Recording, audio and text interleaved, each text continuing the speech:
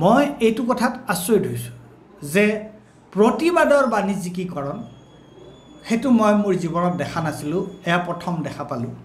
আছুৱে প্ৰতিবাদৰ বাণিজ্যিকীকৰণ কৰা দেখা পালোঁ মই। এইটো ইয়াৰ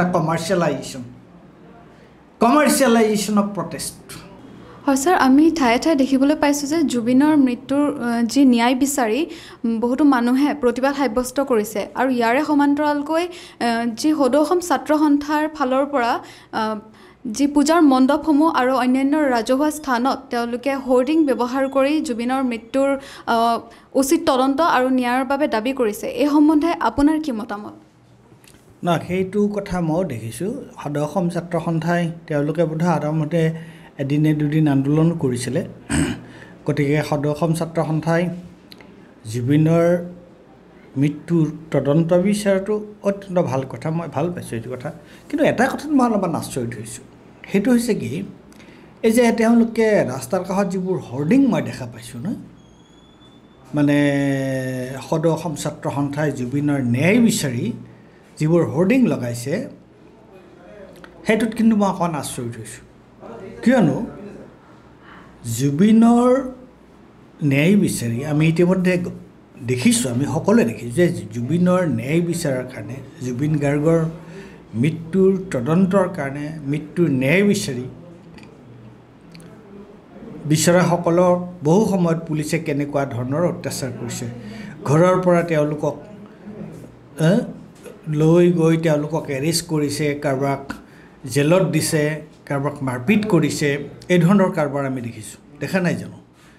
তেনেস্থলত সদৌ অসম ছাত্ৰ সন্থাই তেওঁলোকে হৰ্ডিং লগায়। হৰ্ডিং বস্তুটো কি এতিয়ালৈকে তোমালোকে, মই নাজানো, মই নিজে দেখা নাছিলোঁ এতিয়ালৈকে, যে হৰ্ডিং লগাই আন্দোলন কৰা। আন্দোলন বস্তুটো কি? আন্দোলন বস্তুটো হৈছে মানুহৰ ক্ষোভ, খং, ৰাগ, অসন্তুষ্টি প্ৰকাশ কৰা। আৰু সেইটো প্ৰকাশ কৰিবলৈ হ'লে মানুহে শাৰীৰিকভাৱে তাত উপস্থিত থাকিব লাগিব। আৰু হয়, আগতে মানুহে কৰিছে, কি কৰে মানুহে তোমাৰ দেৱাল লিখন কৰে, পোষ্টাৰ মাৰে। তেওঁ আমাৰ ইয়াৰ মই দেখিছোঁ যে মহেশ ডেকা, আমাৰ নৰ্থ ইষ্ট নাৱৰ ইংৰাজীৰ এক্সিকিউটিভ এডিটৰ, পোষ্টাৰ লগাবলৈ যাওঁতে তেওঁক কি কৰিলে, পুলিচে এৰেষ্ট কৰিলে, হয়নে? এখন বেনাৰ এখন লগাবলৈ যাওঁতে জুবিনৰ কথা কৈ পেলাই তেওঁক এৰেষ্ট কৰিলে। এৰেষ্ট কৰি কিমান ঘণ্টা সময় তাত ৰখাই থৈছিল। আৰু এতিয়া আমি দেখিছোঁ যে ৰাস্তাৰ বিভিন্ন ঠাইত, আৰু তুমি পূজা মণ্ডপৰ কথাও কৈছা, যে তাত হৰ্ডিং লগাইছে। মানে হৰ্ডিংখনটো কি, এটা মেকানিকেল ডিভাইচ ন, এটা যান্ত্ৰিকভাৱে হৰ্ডিংখন তোমাৰ কিছু সময়ৰ মূৰে মূৰে এখন জ্বলি উঠিব, এই মেছেজটো যাব তাত তুমি পইচা দিছা, কাৰোবাক পইচা দিছা, আৰু সেয়াই এইটো কৰি আছে। তাৰমানে কি, প্ৰতিবাদটো এতিয়া ভাড়াত দিয়া ধৰণৰ কথাই হ'ল, হয় নাই? প্ৰতিবাদো আজিকালি মানুহে তাৰমানে তোমাৰ এইটো, আমি হৰ্ডিং কাক দিয়া দেখাওঁ সাধাৰণতে, যে যিবোৰ কমাৰ্চিয়েল কোম্পানী যিবিলাক আছে, বহুজাতিক আছে, তেওঁলোকে তেওঁলোকৰ প্ৰডাক্টবোৰ, তেওঁলোকৰ বস্তুবোৰ বিক্ৰী কৰিবৰ কাৰণে তাৰ বিজ্ঞাপন দিয়ে। এতিয়া প্ৰতিবাদো বিজ্ঞাপন হ'ল, মই সেইটো কথা দেখি অলপমান বিচুৰ্তিয়ে খাইছোঁ।